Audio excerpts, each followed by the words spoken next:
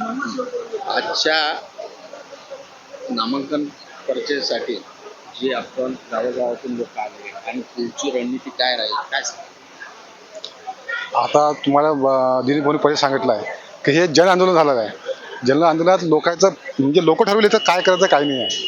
आता हे सर्व आज दिलीप भाऊनी, बच्चू भाऊनी आणि राजकुमारजी पटेलनी यांना सर्व हे जनतेला सोडलेलं आहे. याच्यानंतर जनता ठरवेल काय करायचं काय नाही. एक सामान्य कार्यकर्ता म्हणून तुम्ही दिनेश भाऊ यांच्या उमेदवारीला कसे पाहता? आपण हे बाजूला सारू की आपण कार्यकर्ते आहोत, एक सामान्य माणसाचं मत काय आहे, तुम्हाला काय? विजय आहे. कारण की एवढा जनसेला बिना पैशाचा जर कुठे येत असेल तर जनतेचा तुमची विजय आहे. भाऊंना जे धमकी वजा ते चिठ्ठी आली त्याबद्दल काय? आता ह्या धमकी कोणी दिली काय दिली याचा शोध लावा लागेल आणि समोर भाऊ चार काय म्हणतात ते भाऊ आता समोर सांगेल. काही नाही, दिनेश भाऊचा विजय होईल आणि सर्वसामान्याचे मतदार ठरवलेलं आहे. दिनेश भाऊ यावेळेला खासदार बनणार आहे आणि दिनेश भाऊ हे काही विशिष्ट कुठल्या एका पक्षाला जोडलेले नाही आहेत, सामान्याचे मतदार आहेत. आणि जसा 89मध्ये इतिहास घडला होता तसा यावर्षी इतिहास घडणार आहे. जेव्हा 89ला जेव्हा सुदाम काका इतिहास घडवला होता तसाच दिनेश भाऊ यावेळेला इतिहास घडवणार आहेत. त्याच्यामुळे दिनेश भाऊला जे सर्व जाती धर्मांच्या लोकांचा जो पाठिंबा आहे त्याच्यामुळे दिनेश भाऊला नक्कीच 1 ते 1.5 लाखाचा विजय होईल. आज जे बाहेरगावून कार्यकर्ता आले काय सांगाल तुम्ही? बाहेरगावून कार्यकर्ते फक्त निमंत्रण दिलं होतं, एक मेसेज टाकला होता की या तारखेला असं असं आहे म्हणून. त्यांना कोणी असं कुठल्याही प्रकारची व्यवस्था केली नाही. ती बच्चू भाऊला जोडलेले लोक आहेत ते आणि दिनेश भाऊ प्रति जे त्यांचं आपुलकी आहे त्या प्रेमापोटी ते दिनेश भाऊच्या फॉर्म भरण्यासाठी स्वतःहून लोक आलेले होते. दिनेश भाऊ यांच्या उमेदवारीबद्दल आणि बच्चू भाऊ बद्दल? दिनेश भाऊ मी गेल्या लहान वयापासून बघत आहे. लोकप्रिय नेता आहे, शेतकरी आहे आणि ते घड्याळावर उभे राहिले तेव्हाही 2 नंबर राहिले. अभिजित अडसूळ यांनी धनाचा वापर करून त्यांना पाडले होते त्यावेळेस. आता सुद्धा दिनेश भाऊच्या मागे जे प्रमाणात टाकळ्यापासून तर शिंदीपासून तर असोपूर सर्कलपासून आम्ही रात्र मेहनत करणार आहे आणि बुप साहेबांना निवडून आणण्याचे प्रयत्न करणार आहे. हे माझी मनाची आहे आणि लोकप्रिय नेता असल्याच्यानं आम्ही सर्व युवा पिढा सहकार्य करतात. गणपती उत्सव असो, वर्गणी असो, माघार घेणार नाही हे न्यूजवर दाखवणं हे त्यांचं भाऊचं दाखवलं नाही कार्य. पण भाऊनं कार्य जे पेरणीने केलं वर्गणीला केव्हाही नाही म्हणत नाही. आम्ही दिनेश भाऊच्या पाठीशी आहे. नामांकन सभेदरम्यान आमचा जो अचलपूर तालुका आहे प्रचंड बहुमताने आला. कटोऱ्यावर जे ट्रॉफिक थांबलं होतं ते आमच्याच गाडीचं होतं. तिकून आम्ही खुशीनं आमच्या पेरणीनं गाड्या आणला. आम्हाला 1 रुपयाचं कोणही हे नाही आहे. आम्ही दिनेश भाऊसाठी कार्य करणार आहे आणि देव रात्र मेहनतीनं कार्य करणार आहे. दर्शकों, मैं फिर से कहना चाहूँगा, हम दिनेश भाऊ के कार्यालय पर यानी मंडल पर आए हैं. यहाँ पर बहुत सारे कार्यकर्ता उनके साथ जुड़े हैं. कुछ कार्यकर्ताओं से हमने बात भी की. और भी एक कार्यकर्ता, आप कहाँ से आए? हम चांदूर बाजार से आए हैं। चांदूर बाजार से. क्या नाम है आपका? मोहम्मद रेहान। तो दिनेश भाऊ की उम्मीदवारी के हिसाब से आप नामांकन पर्चा दाखिल करने आए, तो क्या बताना चाहेंगे?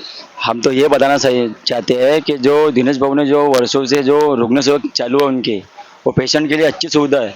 और माननीय नामदार श्री बच्चू भाऊ जो कडू है हमारे जो अचलपूर मतदार संघ क्षेत्र के आमदार, तो उनको देख के हमने उनका साथ दिया है. और दिनेश भाऊ के साथ में हम हमेशा रहेंगे और अभी भी रहेंगे. और उनको अपंगों के रहे काम, कोई पेशेंट का काम रहे, अमरावती चाहे क्या मुंबई, ये सब काम हमारे बच्चू भाऊ के एक कॉल पे पेशेंट की सुविधा हो जाती है. आज जे नामांकन दाखल करण्यात आलं, या नामांकन दाखल करण्यासाठी कोण्या गावातून लोक आले काय सांगू शकाल? आणि स्वयंस्फूर्तीने आले? नाही, खरोखर लोक जे आले, एवढा मोठा जनसागर उलटला, स्वयंपूर्तीने आलाही, पैशाने देऊन आणलेली भेट नाही. आणि दुसरी गोष्ट म्हणजे सर्व लोक आपल्या खर्चानं स्वखर्चानं गाड्या करून तिवसामधून, मेळघाटमधून, आमच्या चांदूर बाजार तालुक्यात आसेगाव सर्कलमधून भरपूर प्रमाणात अमरावतीतले इतका मोठा तुम्ही बघितलं असेल, इतकी मोठी गर्दी होती की या सर्व म्हणजे राजकमलपासून जयस्तंभपर्यंत पूर्ण जाम होतं. आणि या सर्व लोक जे आहे स्वतःच्या स्फूर्तीनं स्वतः म्हणजे बच्चू भाऊच्या एका बच्चू भाऊमुळं म्हणा किंवा प्रहार संघटनेमुळे हे आज सर्व लोक जुळले आहे दिनेश भाऊ सोबत आणि सर्व लोक आज इथं जमा झाले. दिनेश भाऊच्या उमेदवारीला कशा पाहतात? दिनेश भाऊनं जे उमेदवारी दिली, भाऊ जे म्हणतील ते दिशा आम्ही भाऊचा संदेश मानतो आणि भाऊला समजते राजकारणातलं काय करायचं आहे, कुठं कोणत्या गोष्टी फिट करायच्या. बच्चू भाऊ हे राजकारणातले आमच्यासाठी तरी दैवत आहे आणि त्याच्यामुळं हे जे नामांकन भाऊनं दिलं आहे, दिनेश भाऊच्या कार्याला पाहून फक्त नावासाठी उमेदवारी दाखल केलेली नाही आहे, तर हे जेवढा मोठा त्यांचं दिनेश भाऊचं जे काम आहे आणि बच्चू भाऊचं विशेष म्हणजे ते कामानुसारच त्यांना उमेदवारी त्यांना दिलेली आहे. तो सभेदौरान जनसमुदाय तिथे आपल्या उसळला आणि नामांकन दाखल करण्यात आले, त्या संदर्भात काय सांगा? हा जो जनसमुदाय आज आला आहे हा फक्त भाऊच्या कामामुळे आला आहे. आज जे भाऊ 4 टर्म जे भाऊ निवडून येतात ते फक्त लोकांच्या प्रेमामुळे, लोकांचा जो विश्वास आहे भाऊवर, आणि भाऊनी जे आतापर्यंत लोकांची रुग्णसेवा, शेतकऱ्यांचे प्रश्न, गरिबाचे प्रश्न, श्रावणबाळ, हे जे भाऊनी सतत काम केलेलं आहे, सकाळी 7 वाजेपासून तर रात्री 11-12 वाजेपर्यंत सतत काम, लोकसंकल्प, हा जो भाऊचा अनुभव आहे, हे जे पाठबळ आहे भाऊंना, आणि गोर गरीब दलित पेंदलेल्या त्याचे जे आशीर्वाद आहे ते आज चित्र सगळ्यांना दिसलं. ते स्वयंस्फूर्तीनं आले. कोणी स्वतःची तिकीट काढून कोणाला आणायचं काम पडलं नाही, गाड्या नाही, काही नाही. लोक भाऊच्या एका हाकेला कुठेही येतात.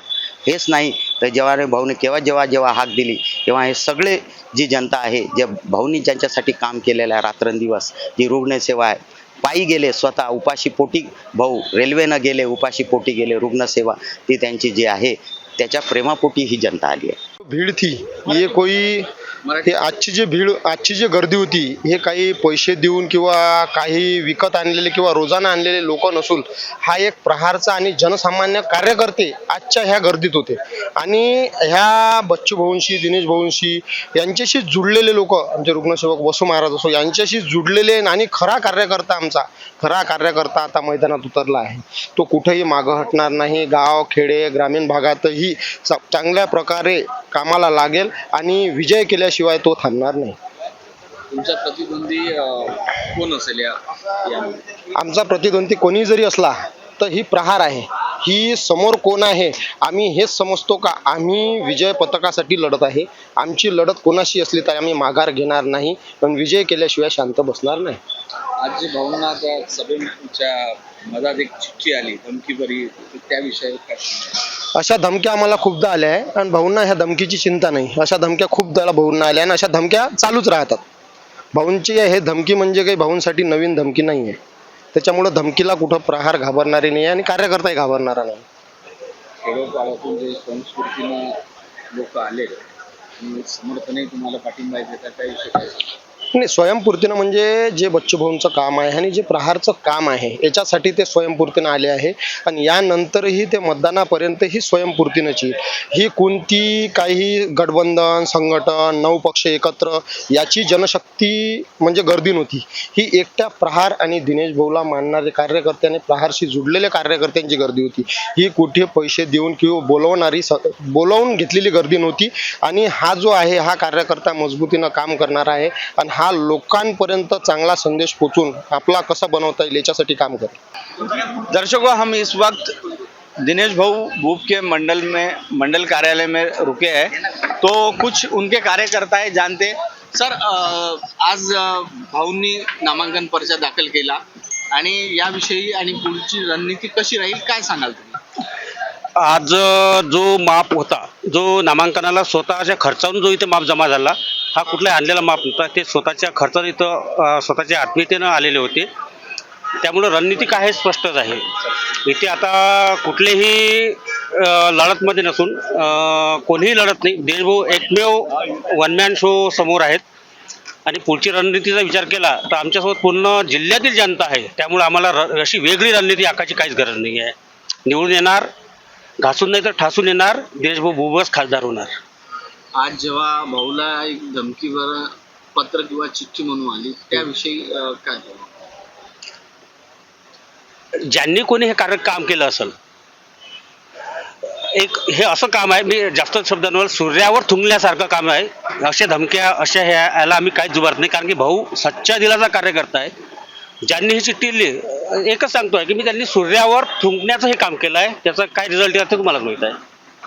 आज जे इतके भरपूर प्रमाणात कार्यकर्ते आलेले आहेत त्याविषयी काय सांगा? कार्यकर्ते स्वतःहून आले आहे, आणलेले कार्यकर्त्यांनी. आणि असे कितीतरी सुप्त मतदार आहे जे येऊ शकत नाही, जे तुमच्या कॅमेऱ्यासमोर किंवा आणखी लोक दिसू शकत नाही.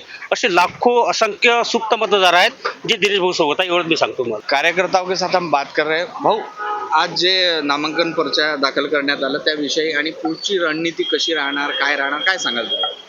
आज नामांकन पत्र एवढ्या मोठ्या जनतेच्या व कार्यकर्त्याच्या सहकार्यानं आज दिनेश भाऊवर, बच्चू भाऊवर जे विश्वास ठेवून जे इथं लोक आलेले आहेत त्या लोकांनी आज दाखवून दिलं की हे शक्ती प्रदर्शन नव्हतं, हे स्वयंस्फूर्तीनं लोक आलेले होते इथं.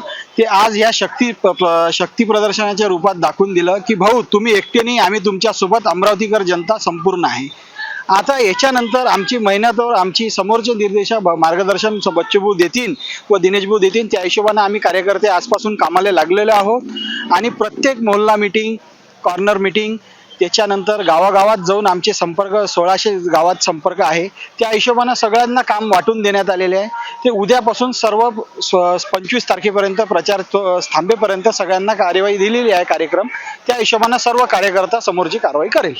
या निवडणुकीमध्ये तुमचा कट्टर प्रतिद्वंदी कोण आहे, काही सांगू शकत? आम्ही हे निवडणूक जातीवादी याच्यावर लढत नाही आहे, आम्ही हे मुद्द्यावर निवडणूक लढतो आहे. तर सध्याच्या परिस्थितीत आमचा जो प्रतिस्पर्धी आहे कोणीच नाही आहे. सध्याच्या परिस्थितीत आम्ही 1 नंबरवर आहे, हे आज तुम्हाला मी सांगतो. आणि निकालही जे लागेल तो 1 नंबर दिनेश भाऊ बुब यांचाच लागेल. दिनेश भाऊ बद्दल काय सांगाल? दिनेश भाऊ बुबला मी लहानपणापासून ओळखतो. दिनेश भाऊच्या सोबत सोमेश्वर भाऊ पुसतकर होते, सोमेश्वर भाऊ पुसतकर सोबत संजूभाऊ बंड होते, आदरणीय बच्चूभाऊ होते. हे सर्वांनी आम्हाला समाजसेवेचा वारसा घडवलेला आहे. यांच्या समाजसेवा पाहून आम्ही हे समाजसेवा समोर चालवत आहोत. आणि त्यांचं सामाजिक कार्य एवढं मोठं आहे दिनेश भाऊचं की कधीही फोन लागला की भाऊ ब्लड पाहिजे, भाऊ हे पाहिजे, भाऊ अमरावती शहरात आपल्या इरविनजवळ इरविन दवाखान्यात पेशंट ॲडमिट नाही झाला आहे, तिथं ॲडमिट झाला आहे, त्याची राहायची सोय करायची आहे, भाऊ ठीक आहे बिलकुल पाठवून दे, जेवणाची सोय करून देते. निसंकोच इथं दिनेश भाऊची इथं कोणतंही काम तुम्ही घेऊन आले ते 1 मिनिटात व्हायचं, हे आम्हाला शाश्वती होती, म्हणून आम्ही दिनेश भाऊ सोबत आहे.